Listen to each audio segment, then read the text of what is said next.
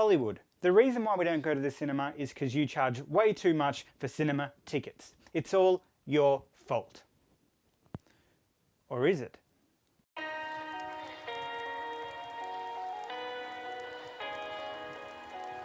I'm not alone in the thinking that these days it feels as though a night out at the movies has exploded in price. It's unfortunately gotten to the stage where many families are going to see their favourite characters on the big screen a lot less. Since the early 20th century, cinemas have played an important role in offering a new experience for those who couldn't afford the more expensive live theatre performances that were very popular at the time. It finally meant there was an option for the everyday person to experience storytelling in a social setting without financial or class barriers. Now bear with me, I'm going to throw a lot of graphs at you, but trust me, it's for a reason. To explain this better, let's look at movie attendances over the past century. We can see the golden days of cinema clearly, where there were more eyeballs on cinema screens. However, it would start dropping to the point where, surprisingly enough, there were a relatively steady amount of movie attendances since the late 1960s. If we focus on this century, however, we can clearly see a decline in attendances, with a record low being in 2017. If we fast forward to today, what is the state of cinema affordability? The two large plays in where I live, Melbourne, Australia, are Village Cinemas and Hoyts Cinemas. Starting off with Village Cinemas. For one adult ticket, in a regular cinema, it costs $23. Or for their membership option, V Rewards, it's a bit less, coming in at $15. For students, it costs a whopping $18.50. Or for children, it costs $15. And unfortunately, even with the V Rewards benefits, for both, they still come in at $15. And how does Hoyts compare on the day of filming this video? Theirs is a bit less confusing. For peak times, it's $19, or for quieter morning sessions, it's $16. And all of this costing doesn't include their more expensive specialty cinema options. But the costs don't stop there. Let's say you and your partner want to spend a night out to watch the latest blockbuster. If you're switched on, you would book online prior to heading into the cinemas. Sorry guys, that's an additional $1.40 per ticket for Village, or $1.50 per ticket for Hoyts. What about popcorn and drinks? Let's add these costs in. Now for Village, we're looking at $58.80, or $72 without V Rewards. Or for Hoyts, we're looking at $68.75 per night out for two. Okay, so it's not really fair adding in the popcorn and drinks, as these are external costs to the studios, and you might decide you don't even want to buy those. But even without these costs, it's still a far cry from the $5 movie tickets that I remember as a child. And this is all well and good for those living in Australia like me, but how does this compare to the rest of the world? Well, it turns out Australia sits in the higher range, with, interestingly enough, being amongst the cheapest are the US ticket prices. But why has this happened? Your first instinct would be to blame the studios and the cinema owners for being greedy money grabbers. The man is doing what the man wants. Capitalism is out of control. But actually, there might be more than meets the eye. Here is the increases of movie tickets from 1910 to 2017. That's pretty steep, right? Adjusted for inflation, that 7-cent movie ticket in 1910 would cost a mere $1.78 today. But what about the overall profits of Hollywood films?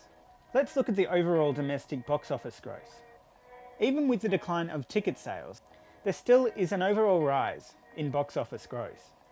Comparing the two graphs, looking at the movie tickets versus the gross, we can start to see what the issue is here. Unfortunately, it's a catch-22. Higher ticket prices means that people are going to the cinemas less. This means they have to increase the price of the tickets to continue to earn the profits as expected by investors. And this means people go to the cinemas even less. And you see where I'm going here. Another factor worth considering is the cost of making films. As technology evolves and films become larger and more involved, so does the cost in making these films. Let's look at the past 35 years or so. From 1985 up until around the beginning of the 2010s, we can see a steady increase in film budgets. And then from this point, we can see a small lowering of the average budget for films made within the US. And this is partly due to the economics of the time, but also, I'm sure, in the accessibility of high quality digital technology, which has been making films cheaper and easier to produce. Also around this same time, we can see a slowing down of the cost of movie tickets, even if it is still heading in an upwards direction. All in all, this shows the audience's appetite for bigger and better films also plays a part in the increase. But what does this mean for the future, and how can we fix it? Just like the purpose of cinemas in the early 21st century, it's all about making it accessible to as many people as possible. If we look at this in a modern context, what is the new poor man's viewing experience? It's more and more increasingly becoming the home viewing experience. Unlimited viewing and thousands of titles are now available at the click of a button, which hasn't been an option in the whole history of cinema. But it's not about competing with home cinema. The real challenge is getting people out of their warm, comfy homes. This would be with a mix of cheaper prices and having an experience-centric business model, and not just an excuse to charge more fees and higher prices. Unfortunately though, we've gone too far down the rabbit hole, and we can't rewind the clock back to where we had $5 movie tickets. You see, more people would have to go back to the movies more, and if more people go, that wouldn't be enough incentive to charge less. It's basic business 101. If there are plenty of people happily paying a set price for a service, then there'll be no reason to lower it and make less money than they're currently making. So what can we do about it? Even in Melbourne, there are smaller cinema chains charging a lot less for movie tickets. Simply put, if you don't want to pay higher prices, support the smaller cinemas with smaller price tags. But one of the best things that cinemas can do for both parties is to take a leaf out of Netflix's book and step in where MoviePass and others have failed. And that's with subscription memberships. The US already has AMC's The A-List, which is a great way to bring people to the cinemas with a set amount or unlimited access to movies for a set monthly price.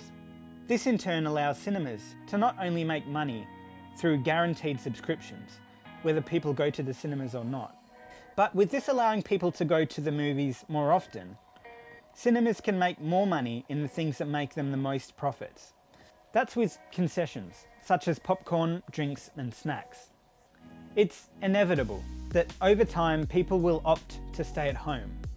But I like to think there is always a good reason for people to spend time with their friends and family and enjoy an experience with popcorn, recliner seats, and the big screen.